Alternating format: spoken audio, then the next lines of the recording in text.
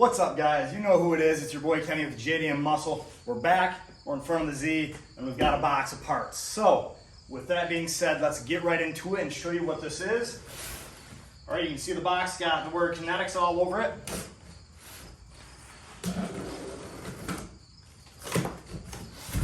Now, the Z is basically stock besides, full exhaust, and then just suspension mods. So, my car is pretty loud, but I want a little bit more. So with that being said, let's open this up.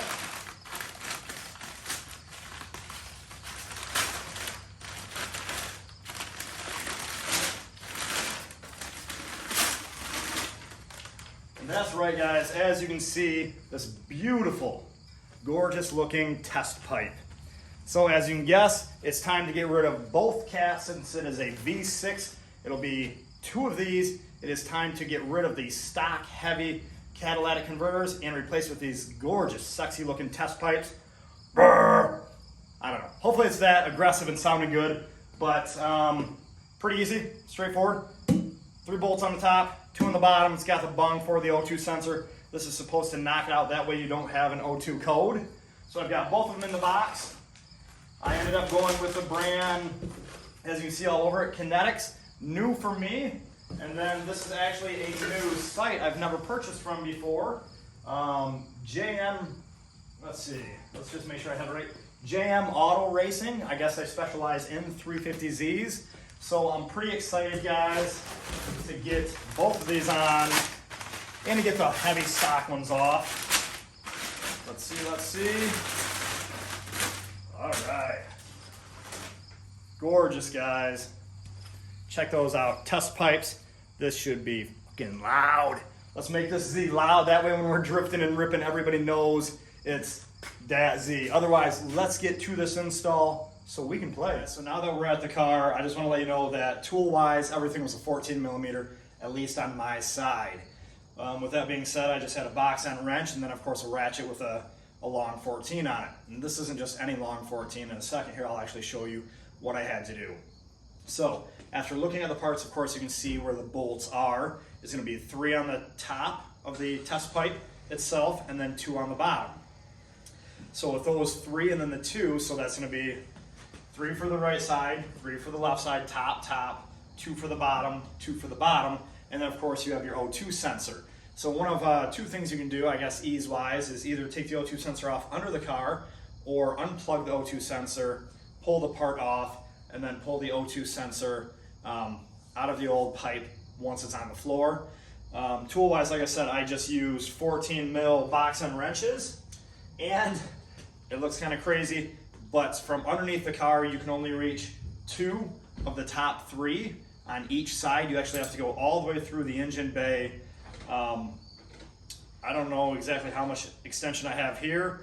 I guess I can measure it out for you guys, but I am using one super long one, medium length, and then of course my 14 long, just on the end of the ratchet, and I was able to actually break the top one and then top one, so the 2, just by going through the engine bay.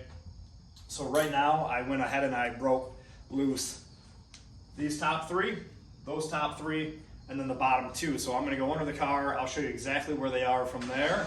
I'm gonna leave the O2 sensors hooked up and just pull them off, but I'm gonna show you now where all of those are located. Coming under the car, you can see this going up is going to be what we are replacing. So you see the flange, bolts, the other one of course is on the other side. From there, you can see all the way across, same thing. Looking at the one across, you can see the O2 sensor right there. So of course, my part is, you see the 2 connectors in the center, the green and the blue. I'm gonna personally unhook those, pull this part off, that's loosening this 14, the 14 on the other side. I'll show you once we go up further where the 3 are. Otherwise, I have already gone and I sprayed these all with some rust killer or something to break free all those bolts. So 14, I loosened those up already. And then from here, let's work our way up the car. Keep coming up. Keep following the part up. And Now that we come up and around, you can start to see the bolts. Such a weird view, I'm trying my hardest. So you can see one of them right there, that one, and the other one you can reach. The other one does have to be reached from the top. Otherwise, you can feel all of them from down here, but unfortunately you will have to pull them all off from above. So I'll put my hand where they are. So you can see, here's the one that you can reach pretty easily. This one from underneath, I was able to reach. Now, if you come around this part to the other side, where you can't see my hand, there's one up top. Unfortunately, you do have to reach this one from the top. Otherwise, both sides are exactly the same. And then we can go from the top. From the engine bay, I did take my giant extension. I put it right through, all the way through. If you're paying attention, once you get through, you hit the top 14, and just like this with this giant extension all the way through, you can hit that top one. You come to the other side, same thing. I was able to put it through right here, and I was able to hit the top bolt just like this and break it free. So from here, guys, I'm gonna start breaking them all free and then show the install. All right, guys, so as you can see, both are off. It was pretty easy, actually. You know, once you got the bolts loose, they just pop right off. I would say each one's probably, 20 pounds, 25 pounds. So stock ones are off, O2 sensors are out. Just for comparison, I'll pull the camera off and show you the size difference. I mean, it's night and day difference. Brand new one, stock one. Oh, clunky, just heavy. I bet overall this is gonna save 30 to 40 pounds. But really, we're going for the airflow and the sound. And the comparison, guys, right there.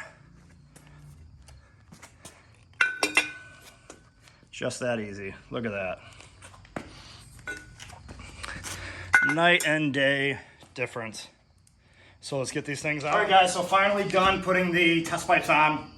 Took a little while. I did end up needing an extra set of hands just because to go from the top to get that one bolt in, I did have to sit there and hold the bottom one with a wrench. So if you can have an extra hand, it will help just doing a little bit faster. Otherwise, everything is put back on. Both test pipes, top three screws. Once you started to get the top three started, it was pretty easy. The bottom two, of course, on both sides went extremely easy.